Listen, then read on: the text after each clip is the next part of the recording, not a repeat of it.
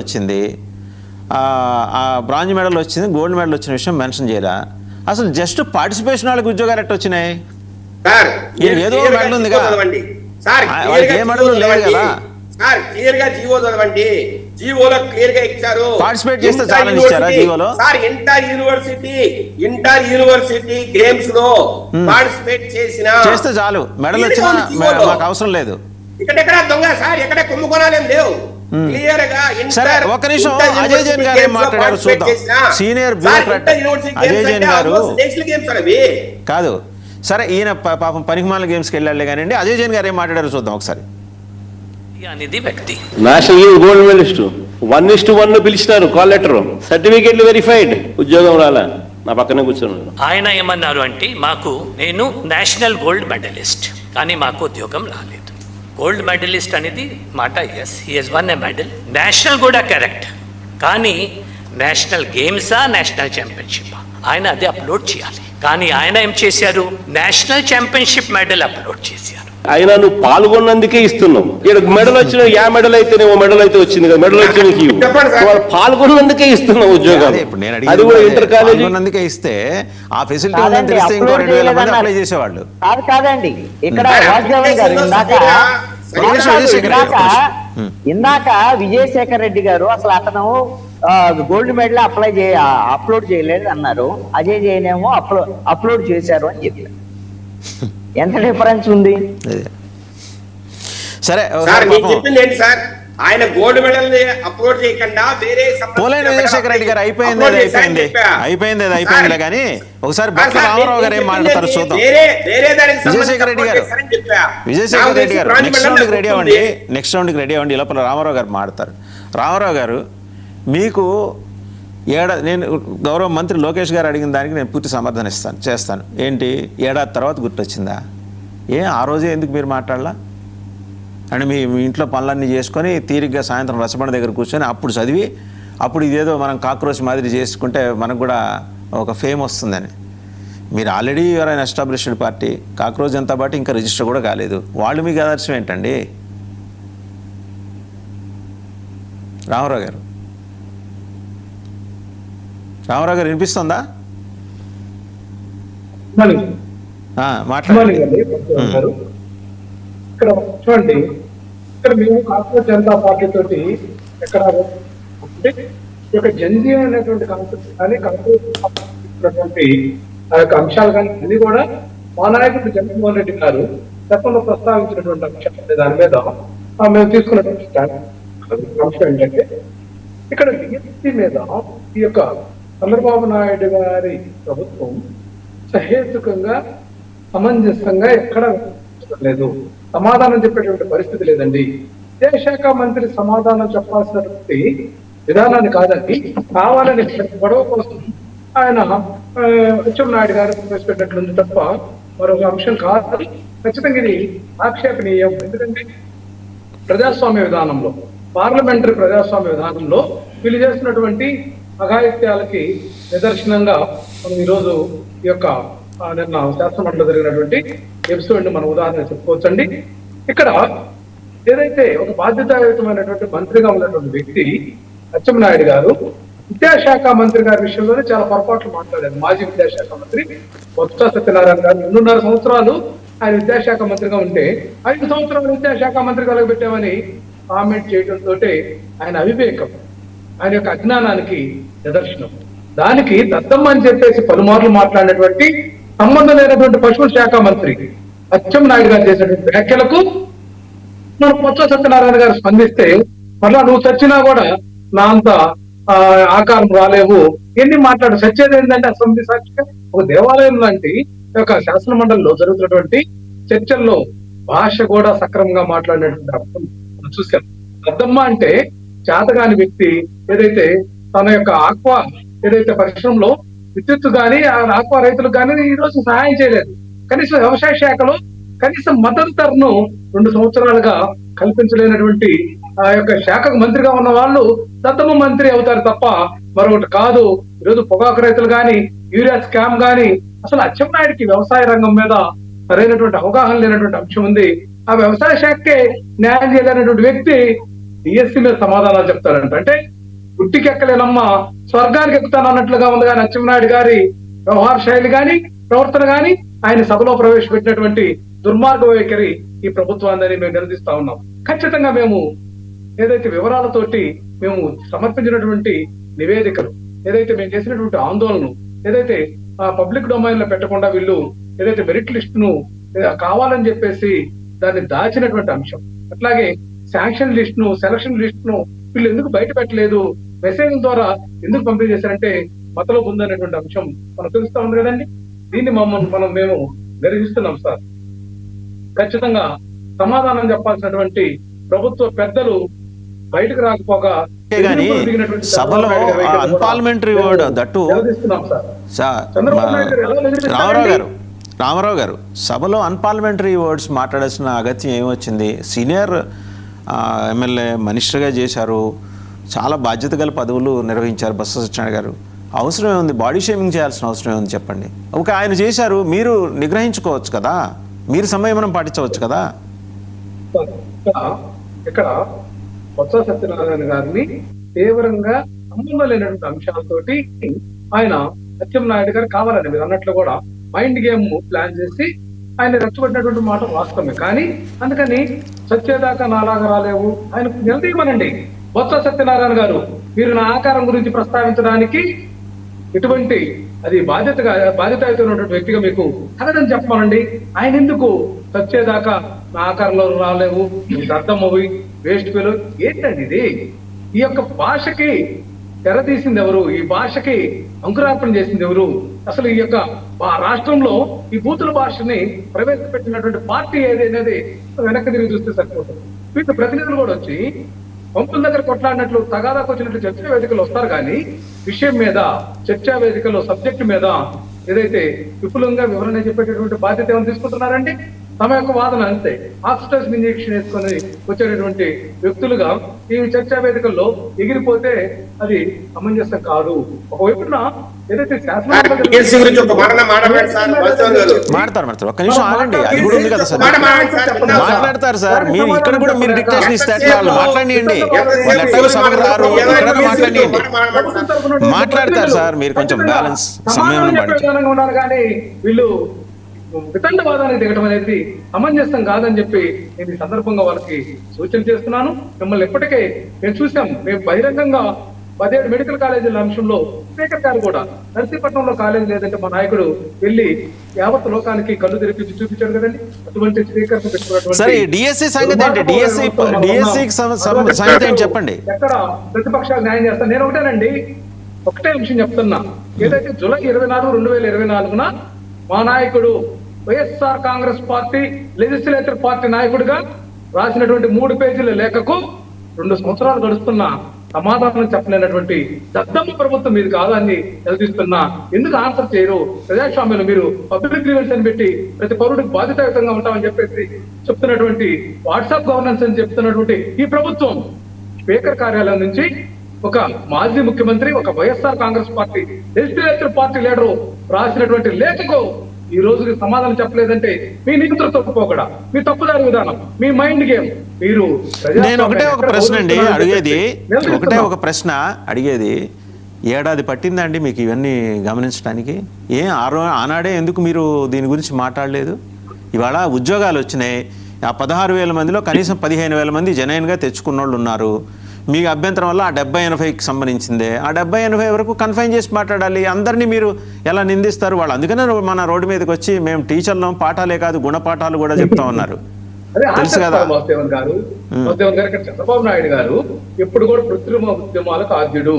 ఎన్నుకోటప్పటి నుంచి viceroy hotel episode నుంచి చూసినా, అమరావతి కృత్రిమ ఉద్యమం చూసినా, లేకుంటే ఈ రోజు ఏదైతే డిఎస్సీ అభ్యర్థుల పేరుతోటి చేసిన ఎక్కడ పర్మిషన్ అండి? విపక్షాలు కానీ రైతులు కానీ తమ నిరసన వ్యక్తం చేస్తుంటే మీకున్న గోల్డెన్ ఛాన్స్ ని మిస్ చేసుకొని మీరు వైస్రాయ్ దగ్గర నుంచి మాట్లాడతామన్న అర్థం ఉందండి? మీకు అసెంబ్లీ వేదిక ఒక బ్రహ్మాండమైన ఛాన్స్, మీరు వచ్చి అక్కడ మాట్లాడితే ఏమో గౌరవ మంత్రి గౌరవ లోకేష్ గారు ఏమైనా సమాధానం చెప్పుండేవారేమో. అక్కడికి వచ్చిన మీరు కూడా ఏంటండి, మీరు అసెంబ్లీకి ఎందుకు రావట్లేదు? నేను కామన్ మ్యాన్ గానే అడుగుతున్నా, ఇక్కడ అసెంబ్లీకి రావడానికి మీకున్నే ఇబ్బంది ఏంటి? అంత ప్రతిష్టకు పోవాల్సిందేంటి? ప్రజలు ఆల్రెడీ మిమ్మల్ని ప్రతిపక్ష నాయకుడు అని గుర్తించిన తర్వాత ఇప్పుడు గవర్నమెంట్ గుర్తిస్తే ఏంటి, గుర్తించకపోతే ఏంది? మీకు ఇక్కడ ఒక అంశం సార్, ఈ ప్రజల సమస్యలు మిమ్మల్ని ఎన్నుకున్నది ఎందుకండి? మీ ఇద్దరు మీ ప్రైవేట్ పంచాయతీలు చేసుకుని మాట్లాడుకోవటానికా, లేకపోతే అసెంబ్లీకి వచ్చి మాట్లాడటానికా? ఒకటి సార్, స్పీకర్ గారు బయట ఏం మాట్లాడాడండి రోజా గారి గురించి? మా నాయకుడు జగన్మోహన్ రెడ్డి గారు. నేను మళ్ళీ అదే అంటున్నా, వాటి జోలికి పోమాకండి మీరు, వాటి జోలికి పోమాకండి, వాటి జోలికి పోమాకండి. అదే వచ్చే స్పీకర్ ని అసెంబ్లీలో అడగండి, మీరు అదే అడగండి, అసెంబులీలో అడగండి. మీరు మాట్లాడకపోతే అప్పుడు బయటకు వచ్చి మాట్లాడండి.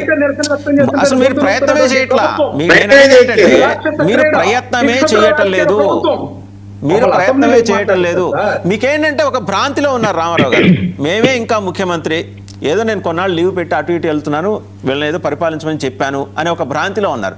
దాని నుంచి బయటికి రండి. ఫస్ట్ ఆఫ్ ఆల్ ఆ స్టిగ్మా నుంచి బయటకు వస్తే మీకు వాస్తవాలు, ఒక 7 పొరలు ఉంటాయి, మీకు కోటరీలు పొరలు బోళ్ళని ఉంటాయి. అవన్నీ దాటి చంద్రబాబు నాయుడు గారిలాగా మీరు కూడా మారండి. ఆయన ఇప్పుడు కాదు, సిన్స్ 40 years ఈ ప్రతి కార్యకర్తతో ఆయన మాడతారు. ఆయనకు ఆ అలవాటు ఉంది, అది నేర్చుకోండి. లేదా మీ నాయకుడి తండ్రి గారు డాక్టర్ వైఎస్ రాజశేఖర రెడ్డి వారి పరిపాలనా విధానంలో వారు ఎట్లా ప్రజలతో మమేకమయ్యారో అది చూసి నేర్చుకోండి. చైనా వాళ్ళలాగా ఒక కోటరీ పెట్టేసుకున్న దాటి నేను రాను, ఓన్లీ ఇన్కమింగ్ అవుట్ గోయింగ్ ఉండదు అనే పద్ధతి నుంచి మీరు మారకపోతే మీరు ఎన్ని ప్రయత్నాలు చేసినా రూపాయి ఉపయోగం లేదు. కృష్ణాంజనేయులు గారు వీళ్ళకి గోల్డెన్ ఛాన్స్ ఇచ్చారు కదా అసెంబ్లీకి రమ్మనమని. సరే, అది పక్కన పెడితే ఇందాక అజయ్ జైన్ గారు మాట్లాడిన అంశం మీరు స్పష్టంగా చెప్పారు. విజయశేఖర రెడ్డి గారిది ఒక వర్షను, అది పార్టీ వర్షన్ ఏంటిది, అజయ్ జైన్ గారిది గవర్నమెంట్ వర్షన్ ఏంటిది. ఆయన అప్లోడ్ చేయలేదు విజయశేఖర రెడ్డి అంటారు, అజయ్ జైన్ లేదు అప్లోడ్ చేశారు, బట్ మాకు అది నచ్చలేదు అంటాడు ఆయన. వాసుదేవన్ గారు, ఇక్కడ ఒక అంశము, ఇప్పుడు బొట్ల రామారావు గారు మాట్లాడిన దగ్గర నుంచి నేను మాట్లాడతాను. ఇప్పుడు మీరు మీ అభిప్రాయం చెప్పారు ఏమనంటే, ఒక అపోహలో ఉన్నారు, భ్రాంతిలో ఉన్నారు జగన్మోహన్ రెడ్డి అనేటువంటిది మీరు అభిప్రాయం వ్యక్తం చేసింది. నేను అనుకుంటున్నాను భ్రాంతి కాదండి, ఇది భయంలో ఉన్నాడు అని నేను అనుకుంటున్నాను. ఎందుకు అనే మాట అంటున్నానంటే, ఆ రోజున 151 సీట్లు వస్తే కన్ను మిన్ను కానకుండా అహంకారంతో అసెంబ్లీలో వ్యవహరించినటువంటి తీరు, అప్పుడు మాజీ ముఖ్యమంత్రిగా ఉన్నటువంటి చంద్రబాబు నాయుడు కానీ, అదేవిధంగా అచ్చెన్నాయుడు గురించి కానీ, వీళ్ళందరి గురించి వాళ్ళ ఎమ్మెల్యేలు మాట్లాడుతుంటే జగన్మోహన్ రెడ్డి రెచ్చగొట్టినటువంటి తీరు, అదేవిధంగా బాడీ షేమింగ్ చేసినటువంటి తీరు, అవమానాలు గురి చేసినటువంటి తీరు, ఇందాక రామారావు గారు కూడా అడుగుతున్నాడు, అయ్యో ఈ భాష ఏందండి, ఎక్కడి నుంచి తెచ్చారు అని చెప్పేసి అడుగుతున్నాడు కదా రామారావు గారు. ఇదే అసెంబ్లీలో లేనటువంటి నారా భువనేశ్వర్ని ఆ విధంగా బండబూతులు అసభ్య పదజాలంతో మాట్లాడుతుంటే జగన్మోహన్ రెడ్డి ఉండి అసెంబ్లీలో వికటాకాశం చేశాడు. ఇది వీళ్ళ పరిస్థితి. ఇప్పుడు అందుకనే భయపడి జగన్మోహన్ రెడ్డి రావటం లేదు. ఈ రోజున ఉన్నటువంటి అవకాశాన్ని ఉపయోగించుకోలేనటువంటి వైఎస్ఆర్ కాంగ్రెస్ పార్టీ 5 ఏళ్ల తర్వాత మీరు అసెంబ్లీకే రాకపోతే మీకు ఉన్న 11 సీట్లు కూడా ఎందుకు మీకు అనేటువంటిది చర్చ వస్తుందిగా ప్రజల్లో. ఇక్కడ ప్రజల్లో వచ్చేటువంటి చర్చ చాలా కీలకమైనటువంటి అంశం అండి. ఒకటి నేను చెప్తాను, ఇందాక శేఖర్ రెడ్డి గారు చెప్తున్నారు, విజయశేఖర్ రెడ్డి గారు, మీరు మేధావులు వాళ్ళు వీళ్ళు అని వ్యంగ్యంగా మాట్లాడుతూ ఇప్పుడు వచ్చారా మీరు, 2 సంవత్సరాల తర్వాత ఏం చేశారు ఆ రోజున అని మాట్లాడుతున్నారు. కోర్టుకు వెళ్ళకపోయారా అదే, ఏం సంవత్సరం తర్వాత మాట్లాడకూడదా? ఏమైనా మాట్లాడితే తప్పులు జరిగితే కనీసంగా అవగాహన లేకుండా మాట్లాడతారు. నారా లోకేష్ కూడా అసెంబ్లీలో ఏమని, పివి సింధుకి మీరు ప్రభుత్వం తరఫున ఒక విచక్షణతో ఉద్యోగం ఇచ్చినటువంటి మాట వాస్తవం. పివి సింధుకి ఇచ్చినటువంటి ఉద్యోగంలో ఆవిడేమన్నా ఉద్యోగం చేస్తారండి వెళ్ళి? ఆ స్పోర్ట్స్ కోటాలో ఆవిడ తీసుకొచ్చినటువంటి మెడల్స్ కు గౌరవంగా ఆవిడకు ఒక హోదాని కల్పిస్తారు. ఆవిడెళ్ళి ఉద్యోగం చేయరండి రెవెన్యూ శాఖలో ఇంకొక చోట.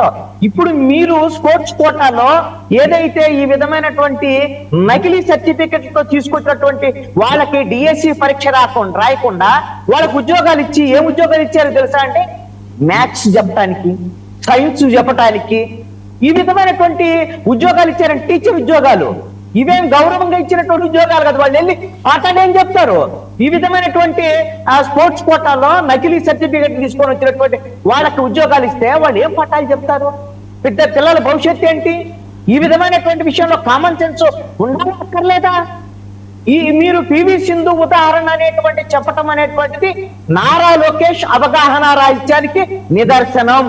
నారా లోకేష్ ఈ రోజున జరిగినటువంటి కరప్షన్కి సంబంధించినటువంటి విషయంలో, అవినీతికి సంబంధించినటువంటి విషయంలో అన్ని తప్పులు జరిగినాయి అనేటువంటి దాని మీద ఇది తప్పులు కాదు, మేము ఇలా చేశాం అనేటువంటి విషయాన్ని చెప్తున్నారు తప్ప ఎక్కడా కూడా ఆయన తప్పులకు సంబంధించినటువంటి విషయంలో స్పష్టమైనటువంటి ఆన్సర్స్ కానీ ఆయన విధానపరమైనటువంటి ప్రకటన కానీ అసెంబ్లీలో జరగలేదు.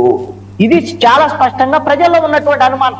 నేను ఒకటి చెప్తాను వాసుదేవన్ గారు, ఈ రాష్ట్రంలో ఏదో వైఎస్ఆర్ కాంగ్రెస్ పార్టీ వాళ్ళు అలా అన్నారు, వైఎస్ఆర్ కాంగ్రెస్ పార్టీ డిఎస్సీ మీద అడుగుతోంది, ఎందుకు సమాధానం చెప్పాలి, వాళ్ళకి అర్హత లేదు. అసలు వైఎస్ఆర్ కాంగ్రెస్ పార్టీ గురించో లేదా తెలుగుదేశం గురించో కాదండి ఇక్కడ సమస్య వాసుదేవన్ గారు. రాష్ట్ర ప్రజలు ప్రభుత్వానికి మధ్య ఈ ప్రభుత్వము నియామకాలు చేసింది, 16,000 మందిని నియమించింది, వాళ్ళని ఏమన్నా ఇప్పుడు అవమానించినట్ట అండి?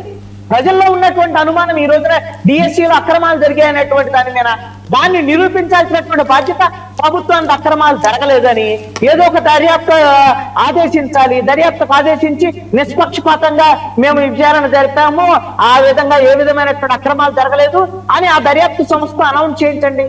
ఎవరు మాట్లాడతారు? ఎవరు మాట్లాడట కదా.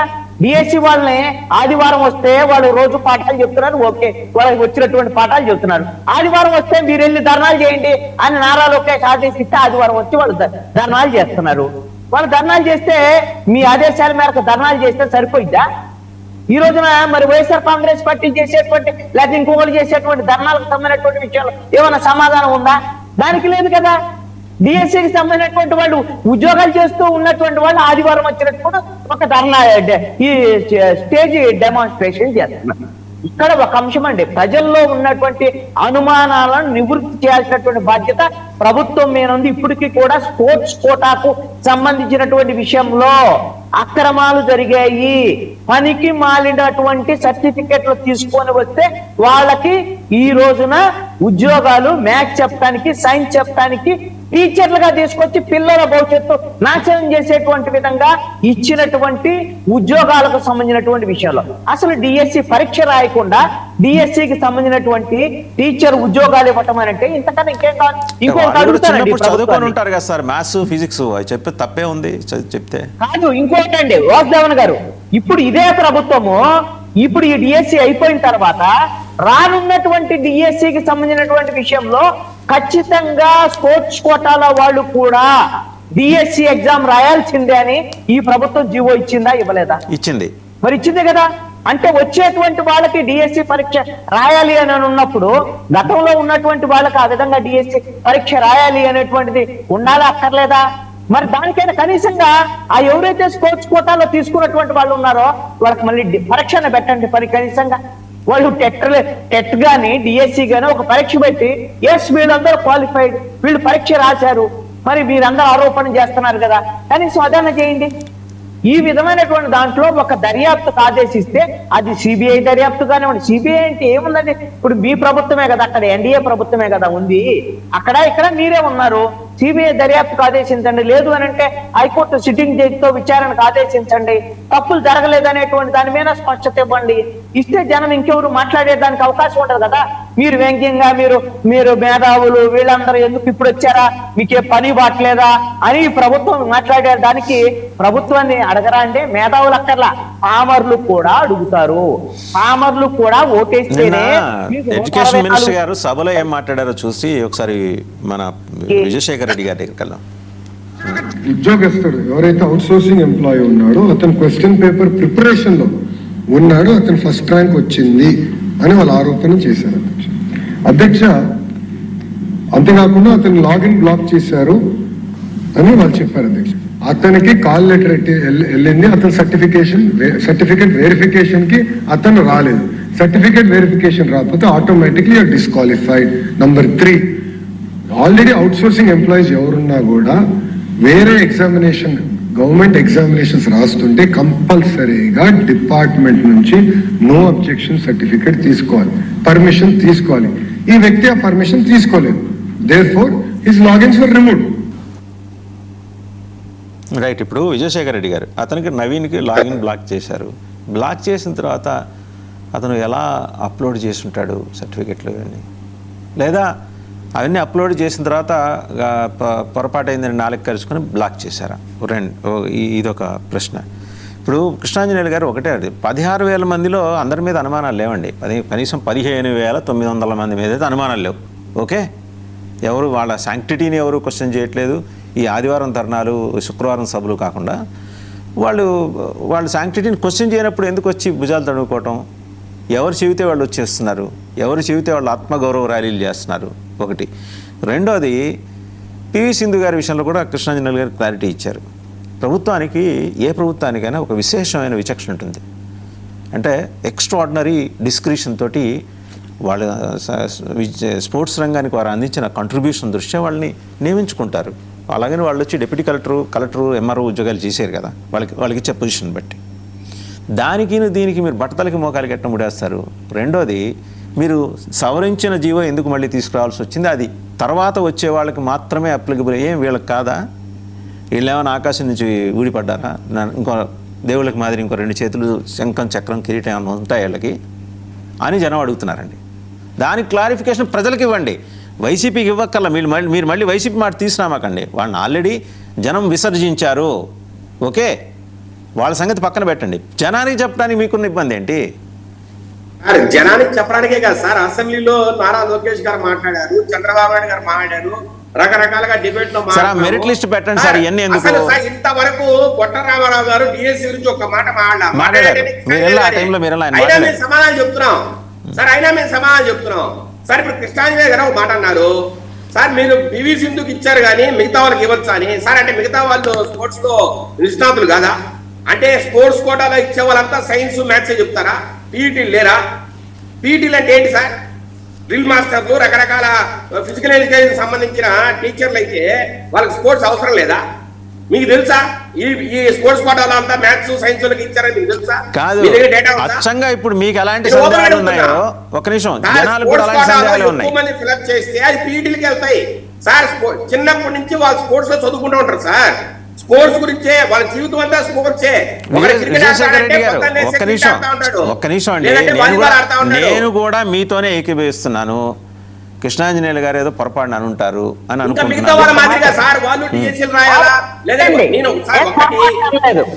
ఏమండి, నేను ఒక ప్రశ్న, నేను పొరపాటున అన్నాను అని అంటే ఆయనకున్న అనుమానం దృష్ట్యా నేను ఆ మాట అన్నానండి, నేను అంటలేదు. కృష్ణాంజనేయ గారిని గౌరవిస్తా, ఆయన తెలియకులుడు, నేనేమో ఆయన కాదనట్లేదండి. మాట్లాడు. పీఈటీలుగా మాత్రమే నియమించారా, మ్యాథ్స్, సైన్స్ టీచర్లుగా నియమించలేదు అంటే అధికారికంగా ప్రకటించండి. చెప్పండి నాకు సార్. వాసుదేవన్ గారు, వెరీ స్టేట్ క్వశ్చన్ టు కృష్ణాంజనేయ గారు, మీ దగ్గర డేటా ఉందా? 379 మంది కృష్ణాంజనేయులు ప్రభుత్వంలో లేడు. కృష్ణాంజనేయులు ప్రభుత్వంలో లేదండి.